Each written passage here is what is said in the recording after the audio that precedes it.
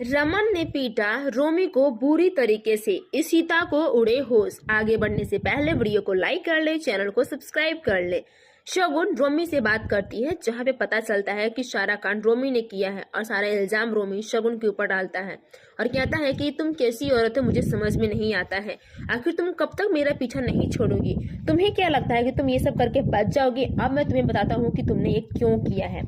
इस बात पे शगुन कहती है कि सारे इल्जाम मेरे ऊपर लगाओगे, जाओ क्या बोलोगे, तुम बाप नहीं बन सकते वगैरह वगैरह। सोचो तुम्हारी मम्मी तुमसे कितना ज्यादा प्यार करती है, उन्हें यह बात पता चलेगा तो उनके ऊपर क्या बीतेगी। रोमी चुपचाप अपने घर के लिए निकल जाता है।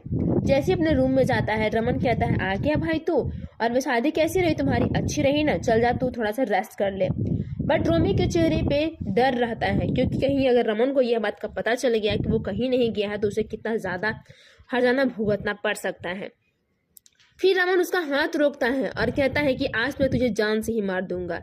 इशिता कहती है कि ये रमन जी किस पे इतना चिल्ला रहे हैं। जैसे ही इशिता दौड़ कर आती है, पता चलता है कि सारा रोमी के ऊपर चिल्लाए जा रही हैं। उन्हें बहुत ज्यादा गुस्सा आ रहा होता है और इसी गुस्से में रोमी पे जोरदार का वार करना शुरू कर देता है रमन, क्योंकि उसे बिल्कुल बर्दाश्त नहीं होता है, क्योंकि उसकी वजह रोमी की वजह से मिस्टर अय्यर का इतनी बड़ा नुकसान हुआ है, यहाँ तक कि उन्हें इतनी बड़ी बदनामी का सामना भी करना पड़ रहा है। इसमें वो बहुत ज्यादा गुस्से में लाल हो जाता है।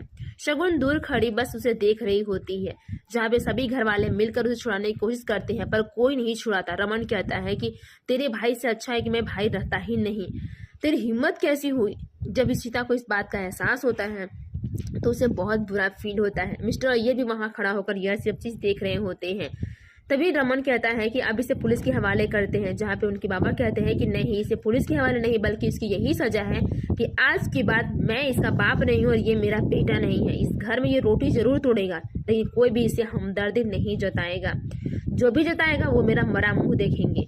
इस बात पे लेके बहुत डरे हुए हैं सब, लेकिन रोमी का चेहरा सिर्फ और सिर्फ शगुन की तरफ इशारा कर रहा होता है, क्योंकि यह सारा चीज तो शगुन की वजह से ही तो हुआ है। फिर सभी घर वाले बहुत टेंशन में हो जाते हैं और कहते हैं कि पता नहीं सर, ये सारा काम मेरा भाई रोमी ने किया था और सारा इल्जाम मिस्टर अय्यर पर लग गया है, मैं जो कि नहीं चाहता। और रही बात आपकी ऑफिस की बात है, तो मैं इस ऑफिस में अब से काम करना बंद कर रहा हूँ। जहाँ पे वो कहते हैं तुम टेंशन मत लो, चलो ड्रिंक लेते हैं, सब कुछ ठीक हो जाएगा। इधर इशिता एक बात को लेकर बहुत परेशान है, उनकी आई बहुत रो रही होती है, तो कहती है कि माँ आप खामखा परेशान हो रहे हैं, सब कुछ ठीक हो जाएगा। और आपने देखा ना कि सब कुछ बेटर है, अरे मत रोमी भाई की, तो वो जल्द से जल्द ठीक हो जाएंगे। होता है परेशानी, बट आप अपने आप को मत कोसो, बाल बच्चे अपने तरीके से भी तो बुरे हो सकते हैं ना, आप इसमें आपकी कोई गलती नहीं है। इशिता सिमी को समझाती है और कहती है कि क्या हो गया। तभी दोनों बेबी आते हैं और रोमी के रूम में जाते हैं, जिससे कि रोमी को खुश नजर आए और रोमी उसके लिए स्माइल करते हुए वो पूछते हैं कि यार रोमी चाचू आपको क्या हुआ है? तो वो कहता है मुझे चोट लग गई थी।